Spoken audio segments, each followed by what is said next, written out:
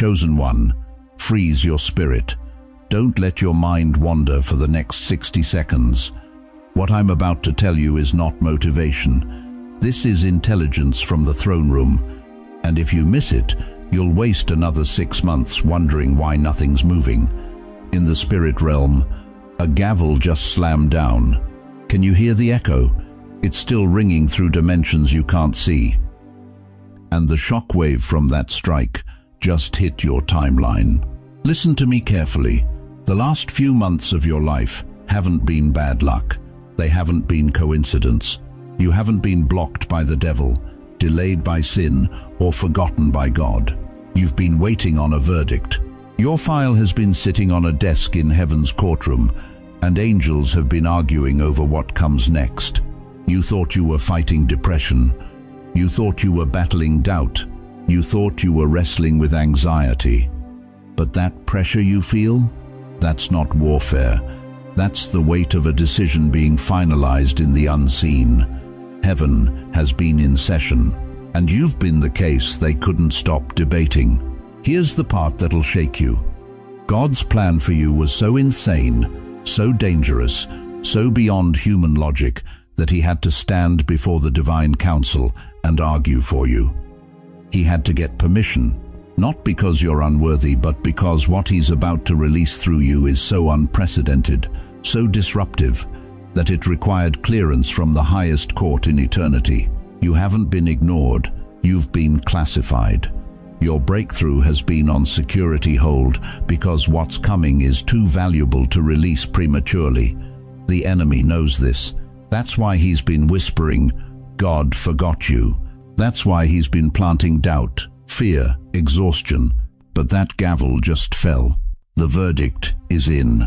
And what I'm about to show you in the next 58 minutes will expose the classified protocols, the 7 spiritual audits.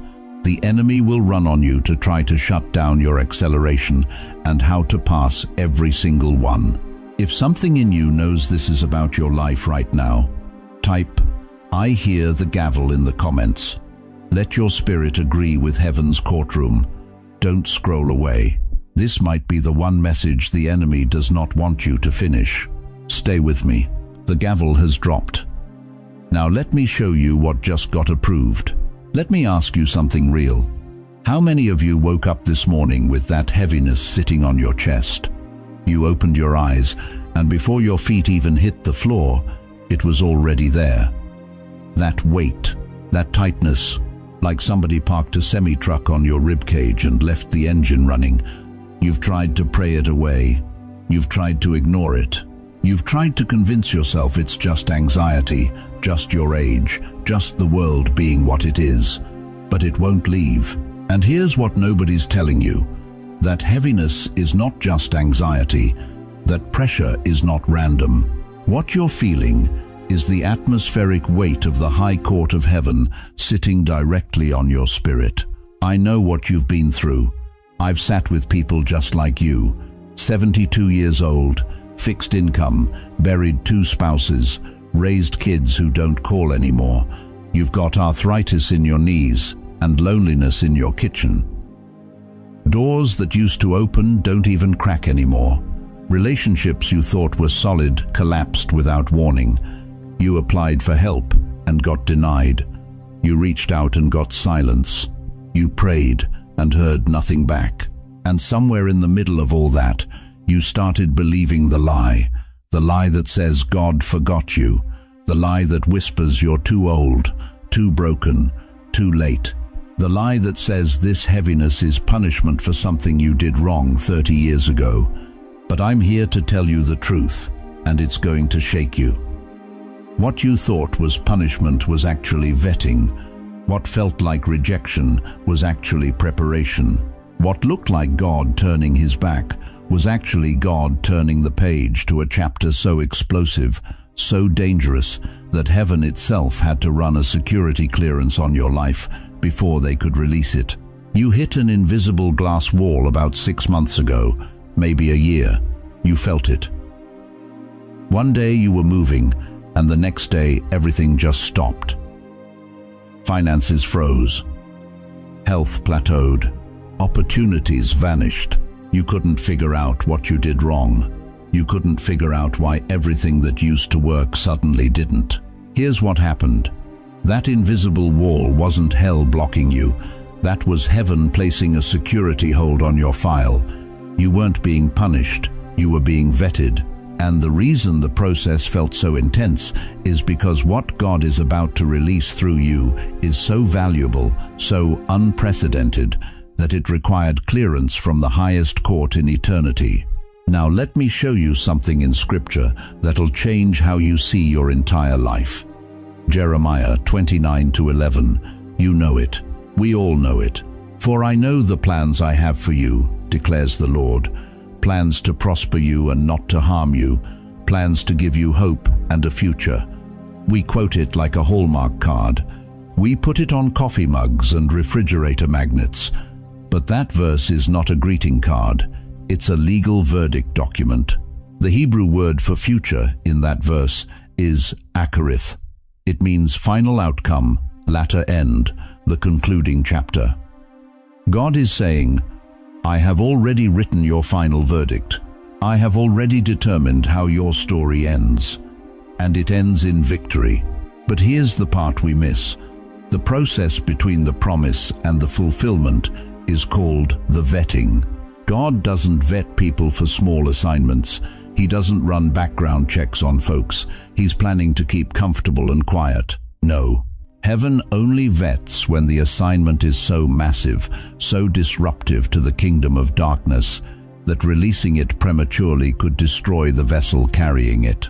Your life has felt paralyzed, not because you have no future, but because the future waiting for you is so heavy, so weighty with destiny, that God had to pause your timeline to make sure your foundation wouldn't crack under the load.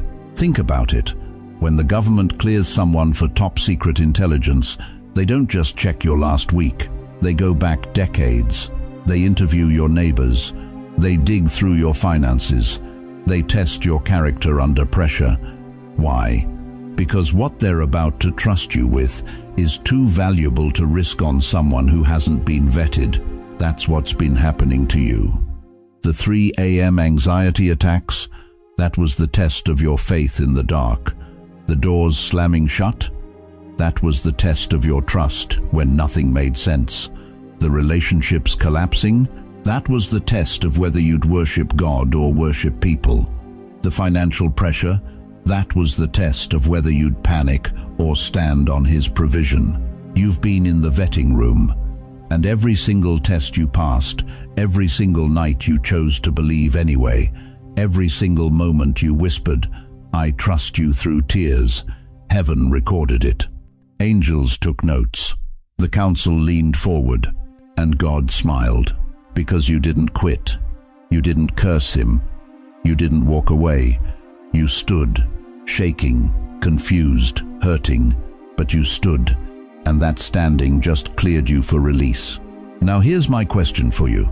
If that invisible glass wall describes your life right now, if you've felt paralyzed and didn't know why, type "That's me" in the comments. Don't be shy. Heaven already has your file open. Let your fingers agree with what your spirit already knows.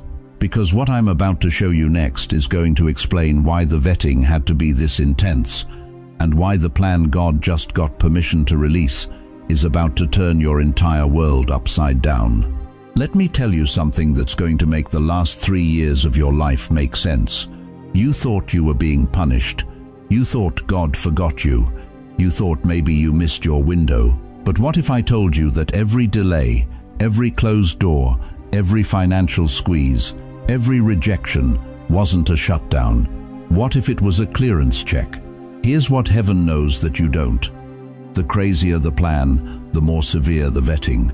And chosen one, your plan is not average. It never was. That's why your process hasn't been average either. Let me paint you 2 pictures. Picture 1, an ordinary plan.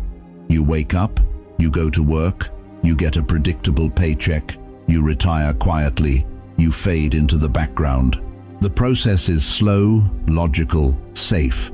You climb one rung at a time. No drama, no danger, no headlines, just smooth, steady, forgettable progress. That's an ordinary plan. And if that was your assignment, your life would have been easier. But that's not what God wrote over you. Picture 2. A crazy plan. Generational curses don't just crack, they explode. Wealth doesn't trickle in, it transfers suddenly from places you never applied. Influence doesn't match your education, your resume, or your age. Doors open that you didn't knock on. Rooms call your name that you never believed you'd enter. People listen to you who used to ignore you. And all of it happens so fast, so unexpectedly, that even you can't explain it. That's a crazy plan. And here's the part you need to burn into your spirit. Crazy plans require crazy vetting. If you were just meant to retire quietly, collect Social Security, watch your grandkids, and fade out, your life wouldn't look like this. You wouldn't have been through what you've been through. You wouldn't have survived what should have killed you. You wouldn't still be standing after betrayals that buried others. You wouldn't still be praying after years of silence. You wouldn't still be believing when logic screamed to quit. Listen to me. The weight you've been carrying isn't proof you failed. It's proof you're being prepared for something that requires strength most people will never need. Heaven doesn't waste fire. If you've been in the furnace this long, it's because what's coming out of you has to be fireproof. Let me give you a picture. When someone applies for a job at the corner deli, the interview takes 15 minutes. You show up, you smile, you're hired. But when someone applies to be Secret Service, protecting the President of the United States, the vetting takes months. Background checks, interviews with people you haven't talked to in 20 years, psychological evaluations, lie detector tests, financial audits. They dig into everything. Why? Because the assignment is not ordinary. The level of trust required is extreme. The consequences of failure are catastrophic. Chosen one, your life is not an entry-level assignment. It's a top-secret operation in the spirit. You are not being trained to manage average. You're being vetted to carry authority that will shift atmospheres, break chains, and rewrite destinies. And that kind of clearance doesn't come easy. It comes tested. That's why your 30s looked like chaos. That's why your 40s felt like wilderness. That's why your 50s, your 60s, maybe even your 70s have been marked by waiting, pruning, stripping. God wasn't ignoring you. He was clearing you. Every time something was removed from your life, it wasn't loss. It was disqualification of anything that couldn't go where you're going. Every person who walked away, every opportunity that vanished, every plan that collapsed, it wasn't the enemy winning. It was heaven running clearance protocols. And I need you to hear this with your whole spirit. You passed. The gavel fell. The council voted. The clearance came through. What's about to be released into your hands, into your home, into your influence, is so far beyond what you've been living in that you won't even recognize your own life 6 months from now. But here's the part that should make your heart pound. In that council room, when God stood before the elders, before the angels, before the cloud of witnesses, and presented your plan, He didn't just argue with words. He didn't just show them your resume. He put something on the table. He made a bet. And what he wagered wasn't gold. It wasn't silver. It wasn't even angels. It was something far more risky, far more costly, far more dangerous. And when the council saw what he was willing to stake on you, they had no choice but to approve. I'm going to tell you what he bet in just a moment. But before I do, I need you to do something. If you know deep down you were never meant to live a small, quiet, invisible life, I need you to whisper to yourself right now, I'm not average. You're not being arrogant. You're agreeing with the file heaven has on you, because what comes next is going to require you to believe it. Let me take you back into that courtroom, the council chamber in heaven, elders seated, angels standing at attention, Your file, thick, heavy, documented, spread across the table, every mistake catalogued, every failure highlighted, every broken promise underlined in red. And they said no. They looked at your track record and said, too broken, too inconsistent, too much risk. They weren't being cruel, they were being honest, because what God was proposing wasn't a small blessing. It wasn't a comfortable promotion. It was a plan so wild, so dangerous, so disruptive to hell's infrastructure that releasing it required absolute certainty you could carry it. And the council saw your history. The times you quit, the moments you compromised, the seasons you went silent, they saw it all. And their verdict was clear: this one can't handle it. But God didn't move from his seat. He didn't argue theology. He didn't present a PowerPoint on your potential.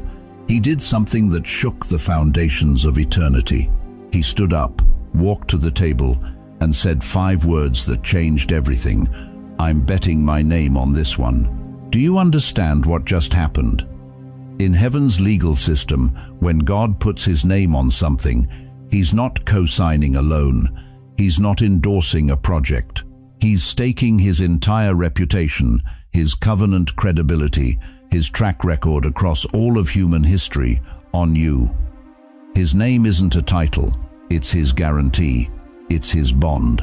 It's the weight of every promise he's ever kept, every miracle he's ever performed, every deliverance he's ever executed. In Exodus 3:14, when Moses asked God, "Who should I say sent me?" God didn't give him a resume. He gave him a name. I am who I am. That name carried authority. That name opened the Red Sea. That name brought down Egypt.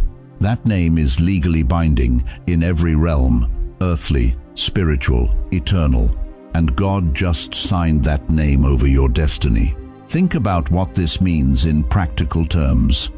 If you fail, it's not just your story that takes a hit. God's reputation is on the line. If you don't make it, if you don't fulfill what he proposed in that council meeting, it doesn't just affect your bloodline. It affects how creation views his judgment. It raises questions about his ability to choose wisely. It puts his name, the name above every name, at risk. This is why your life has drawn so much warfare. You thought the enemy hated you personally. He doesn't. He hates what you represent. You are a walking billboard for God's name. Every step you take forward proves God's judgment was sound. Every victory you win validates his decision to overrule the council. Every time you survive what should have destroyed you, it broadcasts across the spirit realm. God's name holds weight. The devil knows this. That's why the attacks have been so precise, so relentless, so aimed at your identity. He's not trying to kill you. He's trying to make you quit so he can stand before that same council and say, "See, God made a bad bet. His name doesn't hold like it used to." But here's what the enemy didn't calculate. When God bets his name, he doesn't walk away. He doesn't leave you unprotected.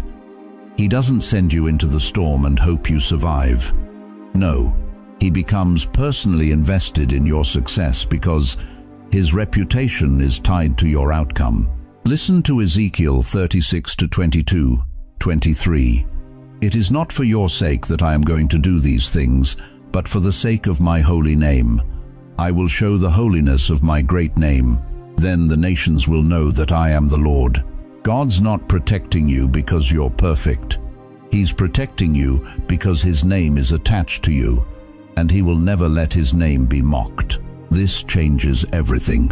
Every closed door you faced wasn't rejection, it was protection until the timing aligned with his name's release. Every delay wasn't punishment, it was preparation. So when you do move, his name moves with undeniable force. Every moment you felt abandoned, God was actually in the background, fortifying your path, clearing obstacles, repositioning enemies, because when his name is on the line, failure is not an option. So when you wake up exhausted, remember, you carry his signature.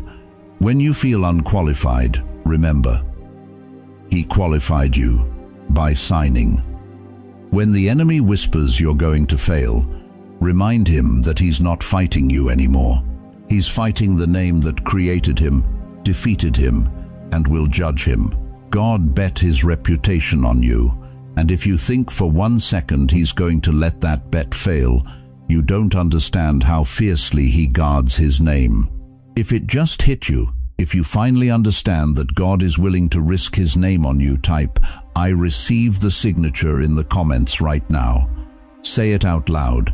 Let your atmosphere hear it, because the moment you receive it, heaven releases the protection that comes with it. But here's the question that should be burning in your spirit right now. If God has been bragging about you in heavenly places, why does it still feel like you're under attack? Let me tell you something that's going to change the way you see every storm you've walked through. You think God has been testing you because you did something wrong. You think the pressure, the loss, the betrayal, the silence, all of it was punishment. But what if I told you it wasn't a test at all? What if it was an exhibition? Stay with me. This is where it gets deep. Turn with me to the book of Job, chapter 1. But I'm not going to preach it like you've heard it before. I'm going to show you what was really happening in that courtroom. Because Job wasn't randomly selected. Job wasn't a victim of bad luck. Job was presented. Here's the scene. Heaven is in session. The sons of God come to present themselves before the throne, and among them walks the accuser, the adversary, the devil himself. He shows up like he's got business to discuss, and then God does something that stops the entire room cold. He doesn't wait for the accuser to make the first move. God speaks first. "Have you considered my servant Job?" Read that again. God brought Job's name up. Not the devil. God did. He pointed directly at Job and said, "Look at him. Have you seen what he does? There is none like him on the earth. Blameless, upright, fears me, turns away from evil." Now here's what most preachers miss. Job didn't volunteer for this. Job wasn't in the room. Job didn't raise his hand and say, "Use me, Lord." God presented him. God put Job on display. God said to the kingdom of darkness, "You want to see what true faith looks like? Watch this man." And that, chosen one, is exactly what's been happening to you. You are the Job of your bloodline. You're the one God points to when the accuser shows up. You're the one heaven puts in the arena and says, "Watch. They're going to get hit. They're going to lose things. People are going to walk away. Doors are going to slam. But watch what happens, they stand." This isn't cruelty. This is a divine flex. God is showing off. He's proving to every demon, every principality, every power in the second heaven that his grip on you is unbreakable, that your faith isn't performance, it's foundation. You've been through the ringer, haven't you? Lost people you thought would be there forever, walked through financial valleys that made no sense, battled sickness, depression, betrayal, and every time you wanted to quit, something inside you whispered, "Not yet." That wasn't you. That was the exhibit still running. Listen to me carefully. You thought the enemy was attacking you because you were weak. No, he's been attacking you because God authorized it, not to destroy you but to prove you.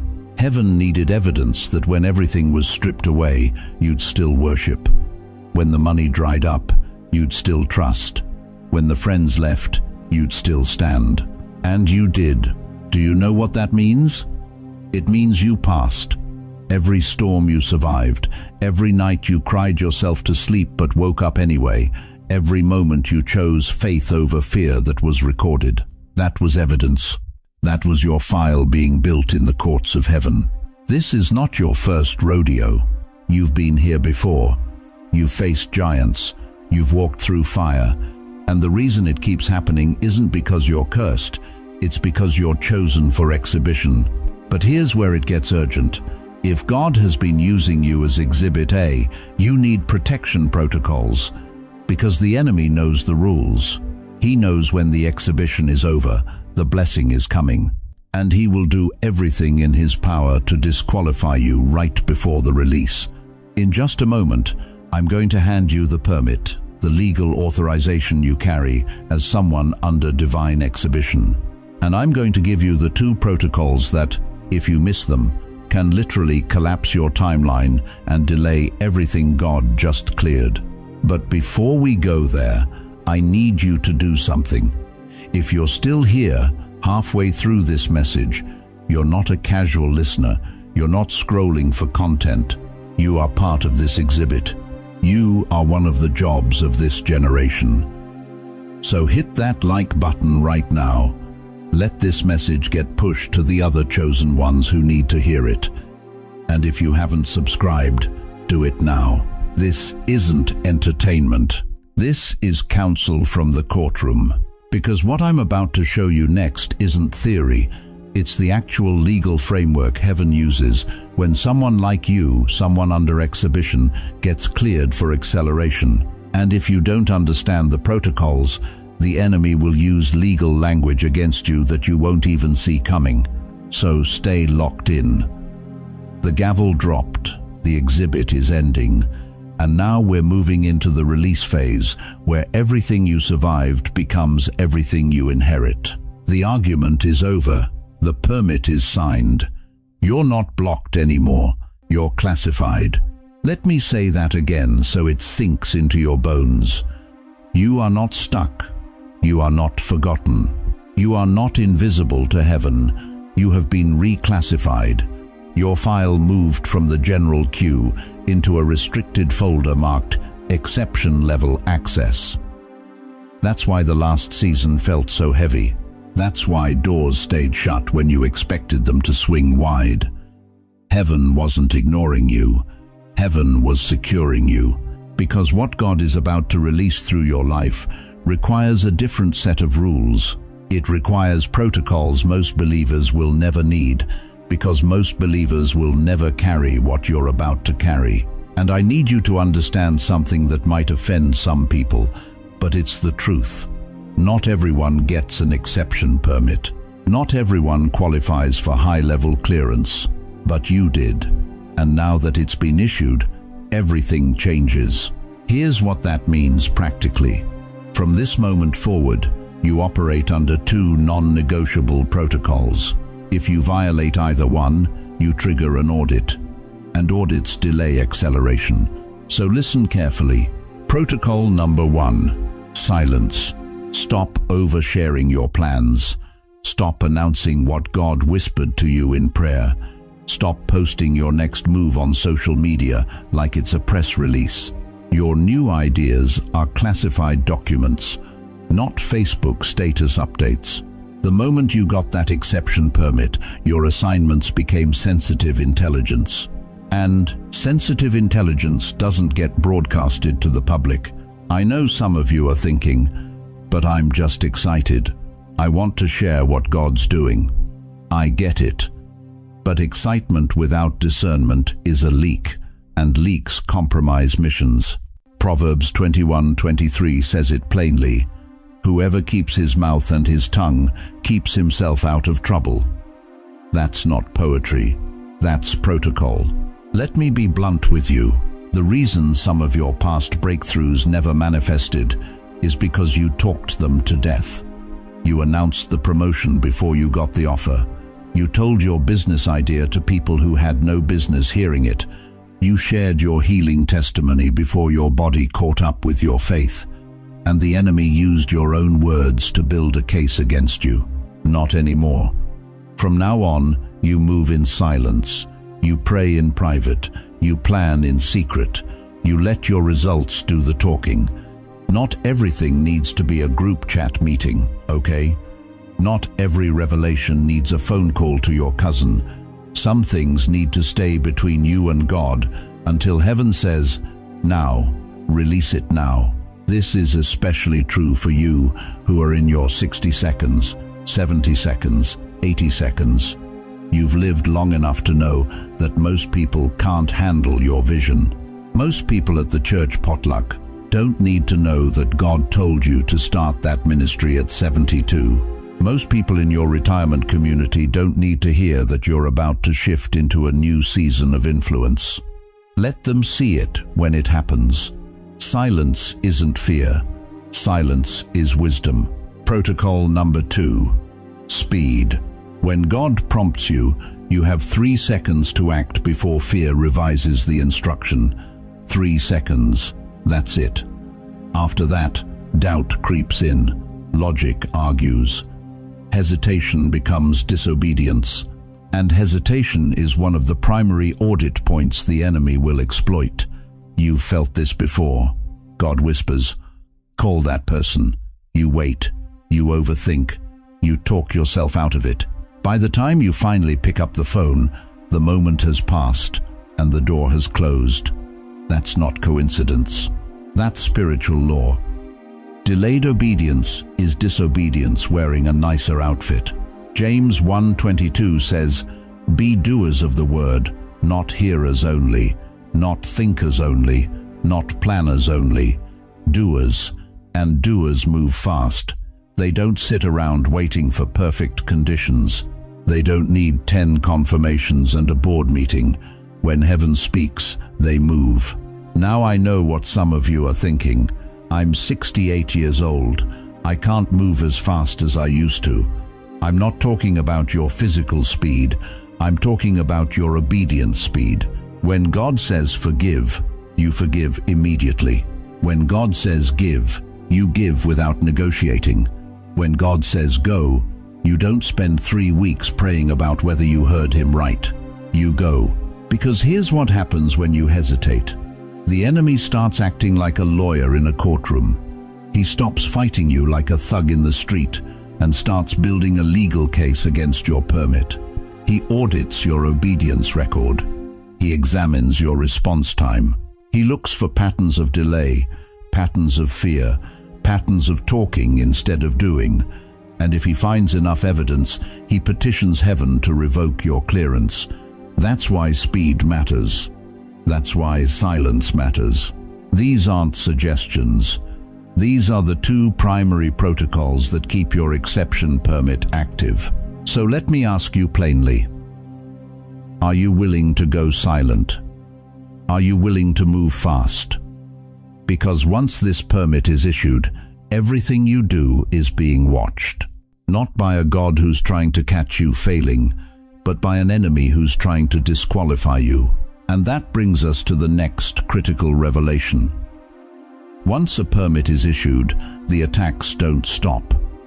They just change form. The enemy stops coming at you with obvious warfare and starts running sophisticated audits designed to expose weak points in your obedience. And if you don't know what those 7 audits are, you'll fail them without even realizing it. Next, I'm going to expose every single audit the enemy will run on you and show you exactly how to pass each one. But first, if you're serious about Protocol 1 silence, just say in your heart right now, "Lord, I will stop leaking intel." And if you want to make it official, type "No more leaks" in the comments as a sign you understand what's at stake. Now listen close, because what I'm about to show you is the playbook the enemy has been running on you for months. You thought you were losing your mind. You thought you were fighting flesh and blood. But the truth is darker and more precise than that. The moment heaven approved your crazy plan, hell activated a response protocol. They can't cancel the permit, but they can try to make you walk away from it. There are 7 audits, 7 checkpoints where the enemy will attempt to get you to disqualify yourself. And here's what most believers don't understand. These audits don't feel like spiritual warfare. They feel like common sense. They feel like wisdom. They feel like reality. Let me walk you through them one by one, because if you don't recognize them, you'll fail tests you didn't even know you were taking. Audit number 1. The logic check. The enemy whispers, "Do the math. Look at your bank account. Look at your age. Look at your resume. It doesn't add up. And he's right, it doesn't. But that's the whole point. If your breakthrough made sense on a spreadsheet, you wouldn't need God. You'd need a business loan. When the logic check hits you, and it will, your only answer is this: you're right. It doesn't add up. That's why it's called a miracle. Write that down. Say it out loud. Romans 4:17 says, God calls those things that are not as though they were. He doesn't wait for your circumstances to cooperate. He speaks them into alignment. Audit number 2, the identity check. This one cuts deeper. The voice says, who do you think you are? Look at where you came from. Look at what you've done. You really think God chose you for something this big? And if you're not careful, you'll start rehearsing your resume, defending yourself to a liar who already knows he lost. Chosen one, you don't need to explain yourself to hell. The signature on your life is your credential. Ephesians 1:4 says you were chosen before the foundation of the world. That means your calling predates your mistakes. Your assignment was written before your first failure. The identity check is designed to make you forget whose you are. Don't take the bait. Audit number 3, the past record check. Here's where it gets vicious. The enemy drags up your old sins, your failures, the things you thought were buried under the blood. He pulls out files you forgot existed and says, you think heaven's going to trust you with this? Look at what you did 10 years ago. But here's the truth that'll set you free. That file has been expunged. Colossians 2:14 says, the record of debt that stood against us has been nailed to the cross. When God looks at your file, he doesn't see what you did. He sees what Jesus did. The past record check only works if you agree with it. Don't sign that document. Audit number 4, the delay tactic. This is the slowest, quietest killer. Nothing dramatic happens. You just hit friction. Small technical blocks. The application gets lost. The email doesn't go through. The meeting gets rescheduled 3 times. And after a while, you start thinking, maybe this isn't God's timing. But friction doesn't mean failure. Friction means motion. If you weren't moving forward, there'd be nothing to resist. The delay tactic is designed to make you quit 3 feet from gold. Galatians 6:9 warns us, don't grow weary in doing good, for in due season you will reap if you do not give up. The season is closer than the friction makes it feel. Audit number 5, the distraction audit. Now this one's tricky because the distraction isn't evil, it's good. It's an opportunity that makes sense. It pays well. It feels safe. But it's not the crazy plan God argued for in the council. And if you take it, you'll spend the next 5 years wondering why you feel so empty. The distraction audit tests whether you can say no to good in order to say yes to God. If it doesn't align with the plan heaven approved, it's a detour. Don't get sidetracked by a blessing that's beneath your calling. Audit number 6, the offense trap. Someone's going to betray you. Someone's going to lie about you. Someone close to you will walk away right when you need them most. And the enemy will whisper, see, you can't trust anybody. Shut down. Protect yourself. But bitterness is expensive. Proverbs 18:19 says an offended brother is harder to win than a fortified city. The enemy knows if he can get you offended, he can get you isolated. And if he can get you isolated, he can get you defeated. Refuse to let petty people cost you a kingdom destiny. Forgive fast. Move faster. Audit number 7, premature celebration. This is the final trap. You get a taste of breakthrough and you think you've arrived. The first door opens and you stop pushing. But God didn't get permission from the council to give you an appetizer. He got permission to rebuild your entire life. Don't celebrate when the first brick is laid. Celebrate when the wall is finished. Nehemiah didn't throw a party until the gates were hung. Neither should you. Now that you know the playbook, I want you to do something. Grab a pen if you can. Write these 7 audits down. If you can't, pick the one that's hitting you the hardest right now and type its name in the comments, because that's where the enemy has been landing his punches. And once you name it, you can beat it. But here's what I want to show you next. What happens when a chosen one actually uses this playbook? I'm about to tell you a true story that will make your jaw drop. Now let me show you what happens when heaven approves a crazy plan in the real world. Because some of you are sitting there thinking, this sounds good, but does it actually work? Let me tell you about Elena. Elena was 67 years old, not starting her career, not fresh out of college with her whole life ahead of her. She thought the train had already left the station. She was working part-time at a nursing home, overwhelmed, exhausted, barely keeping the lights on. Her knees hurt, her back hurt, and every month the bills reminded her she was running out of time. She'd been faithful, she'd been praying, she'd been believing, but nothing moved. And late at night, when the apartment was quiet and the fear was loud, she'd whisper the question so many of you have whispered, God, did I miss my moment? Then, one morning, in the middle of her morning coffee, something dropped into her spirit.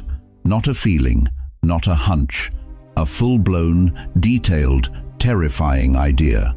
A business plan, a service she could offer online, consulting for caregivers based on her 40 years of experience. But here's the crazy part. She had no website, no social media following, no marketing degree, no tech skills. She could barely send an email without her grandson's help. This plan made no sense. It was too late. She was too old. She didn't have the tools. And yet, the idea wouldn't leave her alone. It sat in her chest like a stone. And one Sunday, her pastor said something that cracked her wide open. What if the very thing you think disqualifies you is actually your assignment? That's when she realized. This wasn't a nice idea. This was a divine permit. And if heaven had cleared it, she had no right to veto it. So she did something most people never do. She obeyed fast. She didn't wait until she felt ready. She didn't wait until she had all the answers. She didn't announce it on Facebook looking for validation. She went silent, got alone with God, and asked one question. What's the first step? The answer came back sharp and clear. Send the email. There was a woman, a director of a large caregiving network, someone Elena had met once at a conference 3 years ago. She barely remembered Elena's name.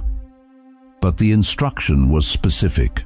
Send her the idea, offer to help, ask for nothing. Elena's hands shook as she typed that email. Every sentence felt ridiculous.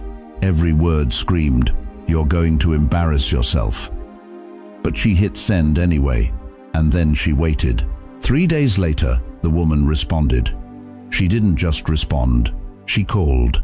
And within 2 weeks, Elena had her first contract. Not a small one. A consulting agreement worth more than she'd made in the last 2 years combined.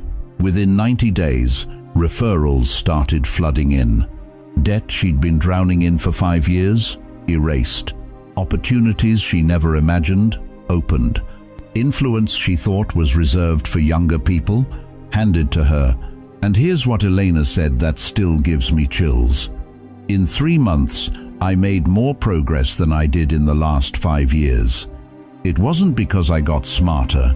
It wasn't because I got younger. It was because I finally operated under the permit heaven had already approved. Do you hear what I'm saying? This wasn't luck. This wasn't coincidence. This wasn't just her time. This was the legal result of operating under a divine exception. When God argues for your plan in the council and wins, time itself bends. What should have taken a decade happens in 90 days. What should have required a team of people happens through one obedient email. Elena's story is not unique. It's the pattern. It's what happens every single time someone stops fighting heaven's crazy plan and starts executing it. The council doesn't just approve ideas. It collapses timelines. It accelerates outcomes. It removes obstacles that would have taken you years to climb over. But here's the part most people miss. Elena didn't get the permit because she was perfect. She got it because she was obedient. She didn't wait for confidence.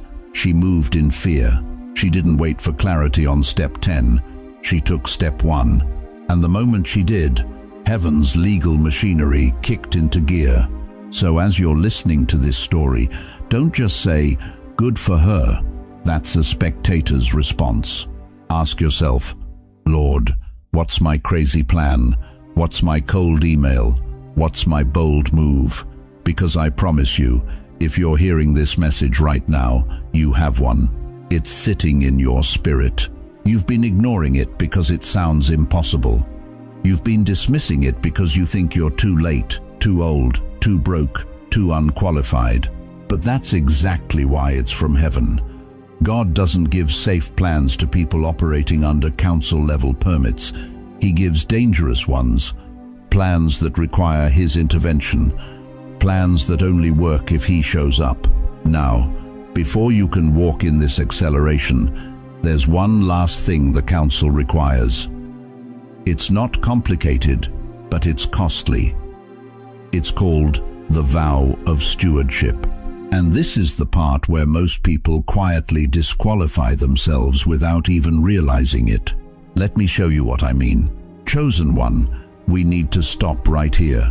Before we go any further, before heaven opens what's about to open, there's something you need to understand. God doesn't hand keys to people who aren't ready to hold them. And right now, in this exact moment, He's watching to see if you're willing to make a vow before the blessing arrives. Let me read you something. Revelation 3:8. Listen to every word. I know your works. See, I have set before you an open door, and no one can shut it. For you have little strength, yet you have kept my word, and have not denied my name. Did you catch that? An open door that no one can shut. Not the enemy, not your age, not your past, not your bank account. No one. But here's the part that should shake you to your core. For you have little strength. That means if you had the strength to kick doors down yourself, you wouldn't be sitting here watching this right now.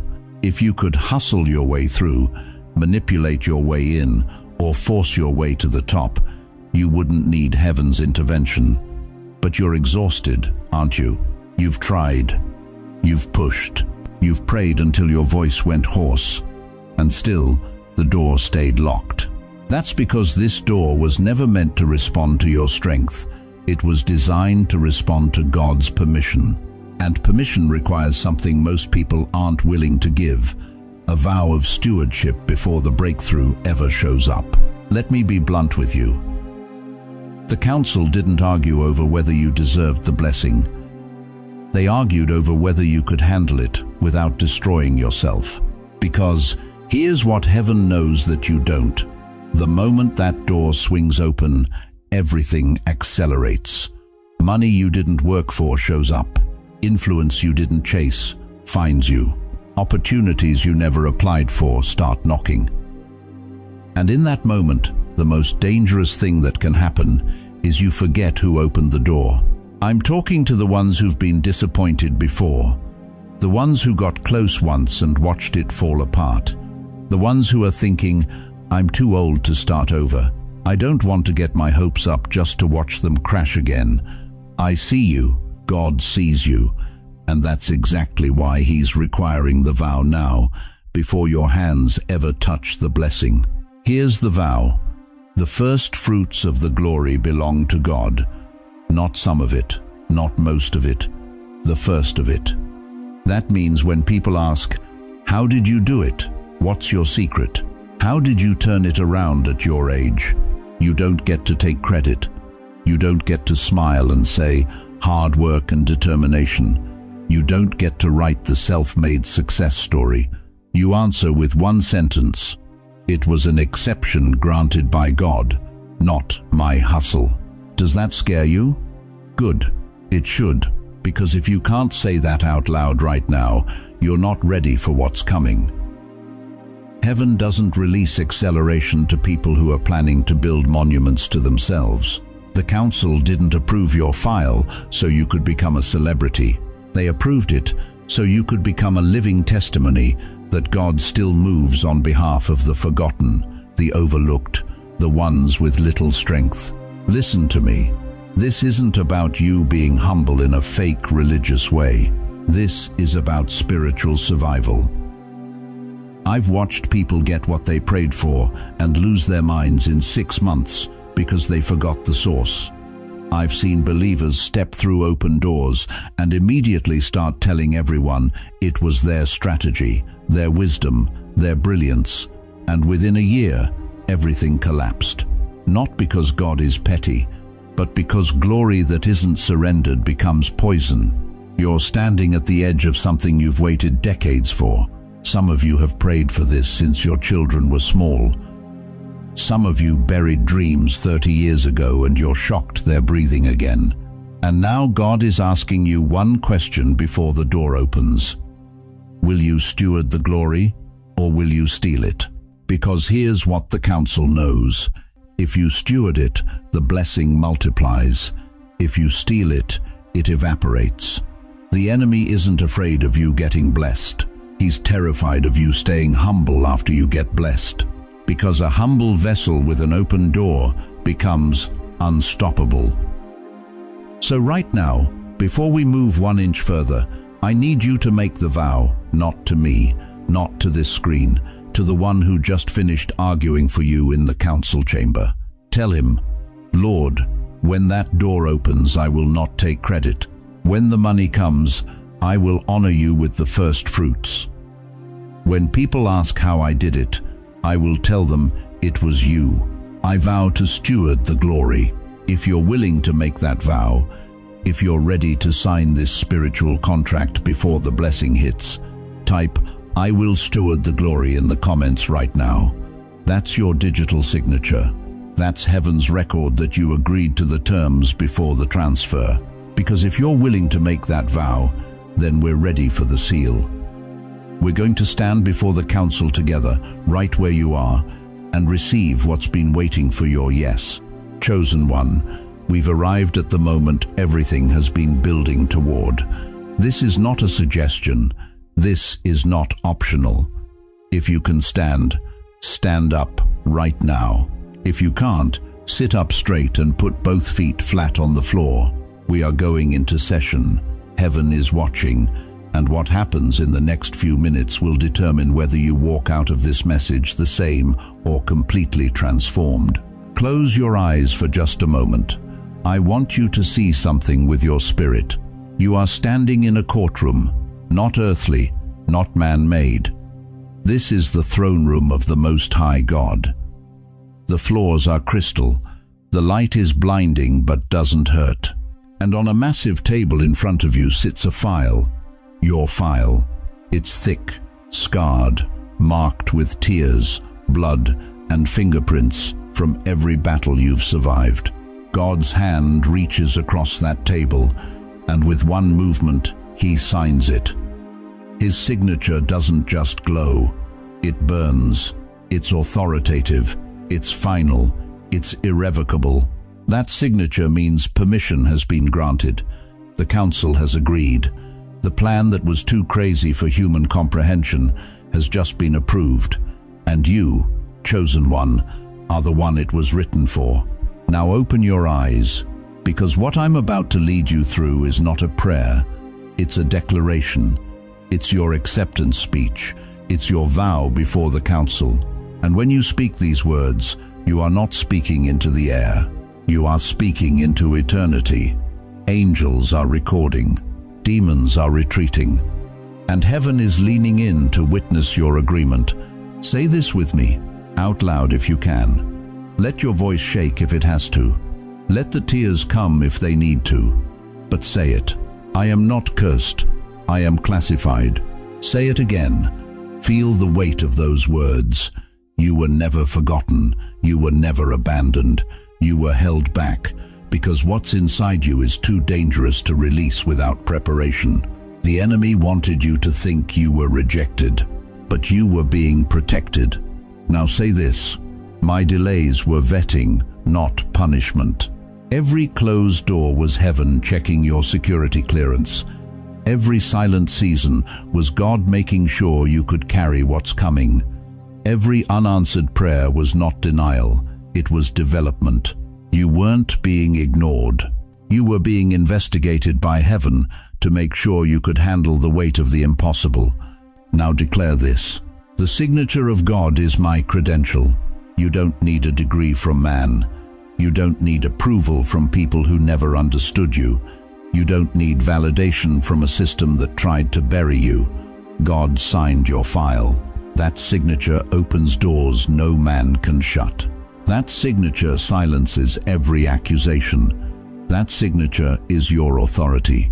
Say it louder: I will pass every audit. The enemy is going to test your silence. He's going to try to provoke you into speaking too soon. He's going to tempt you with shortcuts.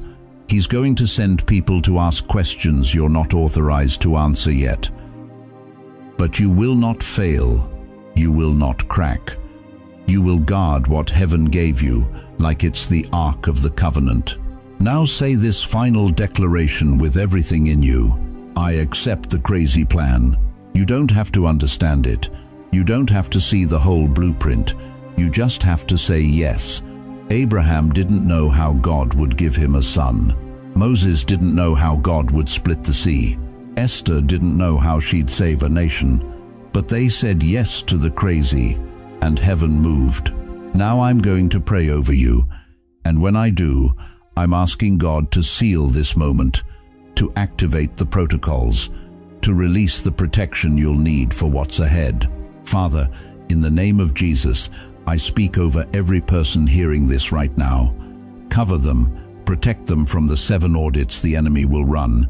Give them supernatural discernment to recognize his traps. Give them the courage to stay silent when silence is required. Give them the boldness to move with speed when the door swings open. Seal their lips from speaking prematurely. Seal their hearts from fear and doubt. And let the signature of heaven rest on them like a mantle they can never remove. And to every older saint listening, let me say this directly: your age is not your disqualification. Your age is your evidence. Heaven loves seasoned soldiers. You've survived decades the young ones can't even imagine. You've buried loved ones. You've endured betrayals. You've walked through valleys they've only read about. And that's exactly why God trusts you with this plan. You know how to keep a secret. You know how to endure. You know how to wait. You are not too old. You are perfectly positioned. If you stood with me just now, if you declared those words, I need you to type in the comments right now: permit activated. Let heaven and earth know you agreed. Let the council hear your yes. And if this word read your mail, don't keep it to yourself. There's someone in your bloodline who's also being vetted right now. They think they're cursed. They think God forgot them. Send them this message. Let them know the gavel just dropped for them too. Make sure you're subscribed. Turn on notifications, because heaven is not done speaking over your file. More is coming, and you cannot afford to miss what's next. The ceremony is complete. The activation is live. Now walk like someone who just got clearance from the throne.